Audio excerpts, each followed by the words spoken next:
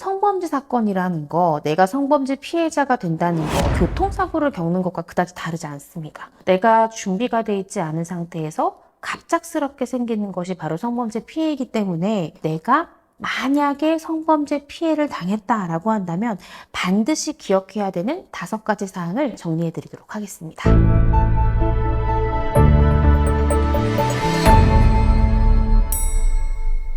자, 우선 첫 번째, 내가 성범죄 피해를 입었구나라는 걸 인지한 즉시 최대한 빨리 112 신고를 하셔야 됩니다. 실제로 제가 성범죄 사건으로 변론도 해보고요. 수사단계 때 대응도 해보면 무죄나 무혐의가 나는 사건들은 좀 공통적인 특징이 있습니다. 그중 한 가지가 범행 일시로부터 상당한 기간이 경과돼서 고소된 사건, 신고된 사건은 아무래도 검사나 판사가 의구심을 품을 가능성이 굉장히 높습니다.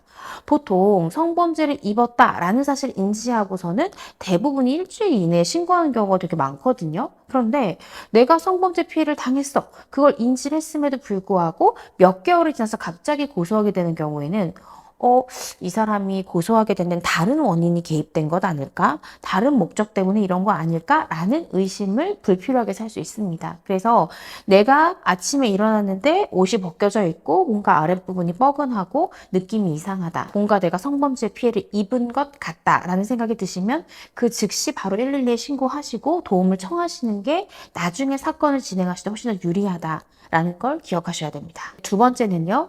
그렇게 빨리 112 신고를 하는데 112 신고했을 때 당시부터 내가 어떠한 성범죄를 입은 것 같은지 신고 내용에 반드시 포함시켜야 됩니다. 이런 케이스가 있었어요. 이 피해자가 신고 당시에는 성범죄라는 걸 얘기하기가 너무 민망해서 내가 이 B씨로부터 폭행을 당했어요. 맞고 있어요. 라고만 신고를 한 거예요. 그리고 현장 출동 경찰한테도 성범죄 사실을 얘기를 안 하다가 며칠 후에 피해자 조사를 할 때 경찰한테 최초로 성범죄 사실은 피해를 당했어요. 이렇게 진술을 한 거예요. 그래서 나중에 법정에서 무죄가 선고된 예가 있었습니다. 만약에 본인이 112 신고 당시부터 강간의 피해를 입었다고 하면 사람은 본능적으로 내가 입은 피해가 A, B, C라면 그 중에 가장 중요한 걸 얘기를 하지 않냐. 예를 들어서 내가 칼로 위협을 받았어. 그 다음에 그 사람한테 주먹으로 콕 맞았어 하면 칼로 위협을 당했다라는 가장 중요한 사실을 먼저 신고하는 것이 인지상정인데 왜 당신은 주먹으로 콕 맞았어 이렇게 약한 사실로만 신고를 했냐. 이거는 분명히 문제가 있다. 경찰 조사 전에 변호사나 다른 조력을 받고 혹시 이렇게 허위 진술한 거 아니냐라는 의심을 살 수 있단 말이에요. 그래서 112 신고할 때부터 내가 어떤 성범죄 피해를 입은 것 같다 혹은 입었다라는 생각이 들면 반드시 어떤 종류의 성범죄를 입은 것 같은지 구체적으로 진술을 신고 내용에 남겨두셔야 됩니다. 세 번째는요.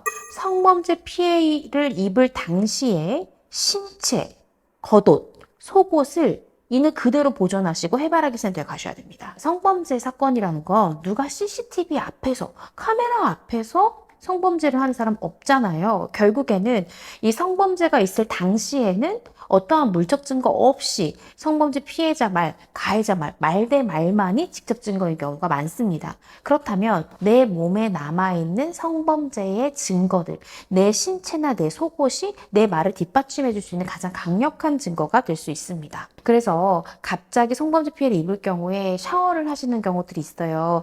내 몸이 뭔가 더럽혀진 것 같기도 하고 너무 그냥 불쾌하고 해서 빨리 씻어버려야 돼.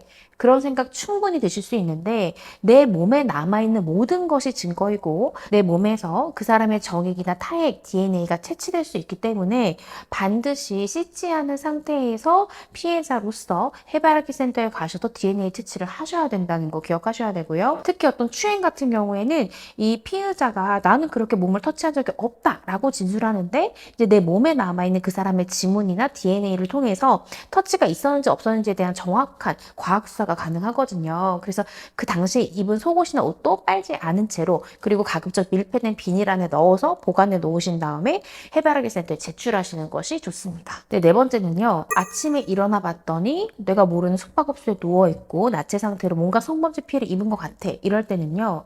이 현장을 증언해 줄 수 있는 그 당시는 아니더라도 직전 직후 상황에 대해서 진술해 줄 수 있는 목격자를 확보하시는 것이 중요합니다. 예를 들어서 내가 술에 만취해서 그날 일이 기억이 안 나는데 뭔가 어떠한 성적 행위가 있었던 것 같다라는 생각이 드시면 이거는 상대방이 나를 중간간했을 가능성이 있잖아요. 내가 술에 만취해서 심신상실 혹은 저항이 불가능한 상태를 이용해서 강간한 그런 범행이 의심되기 때문에 내가 모텔 들어왔을 때의 상황이 어땠는지, 내가 들어올 때 인사불성이었는지 이런 것들을 증명해 줄 수 있는 게 누구겠어요? 숙박업소의 직원이겠죠. 그럴 때는 1층으로 가셔서 저 어제 체크인하는 거 도와주셨던 분 혹시 계시나요?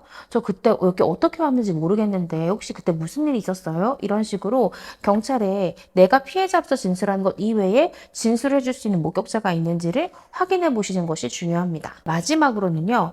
현장 CCTV 증거 보전을 요청하는 것이 굉장히 중요합니다. 증거 보전 청구라는 것이 있어요. 수사기관이 확보하지 않고 내가 이제 증거가 미리 필요해서 이게 시간이 지나면 이 증거가 사라질 염려가 있기 때문에 법원에 증거를 좀 보존해 주세요 라는 걸 청구할 수 있는 권한이 있는데 이 권한은 피해자에겐 없습니다. 피해자는 수사기관이 해줄 수 있기 때문에 증거보조를 청구할 수 있는 권한을 주지 않았어요. 그래서 피해자분이 뭐 예를 들어 숙박업소다 혹은 뭐 어떤 누구 집에서 그런 일이 있었다고 하면 집에 공동현관 통과할 때의 모습이나 CCTV를 직접 법원에 청구해서 받을 수가 없기 때문에 경찰에 어떤 CCTV들이 있고 이걸 좀 빠르게 확보해달라고 요청을 하셔야 되잖아요. 그러려면 일단은 그 범행 현장에 어떤 CCTV가 있는지 확인하신 다음에 그 CCTV 관리자에게 지금 내가 이런 피해를 당했고 신고를 했기 때문에 이 부분에 대해서 증거를 조금 보존해 주세요. 조금 이거를 가지고 계셔 주세요. 라고 부탁을 해 놓으시고 담당 수사관한테도 어떤 증거를 내가 좀 확보가 가능하니까 수사관님 빨리 가서 이거 좀 확보해 주세요. 라는 걸 요청하시는 것이 중요합니다. 왜냐면 이제 경찰관 분들 중에는 예를 들어 어떤 모텔에서 그런 일이 일어났다. 그럼 숙박업소 CCTV만 따시는 분이 있어요.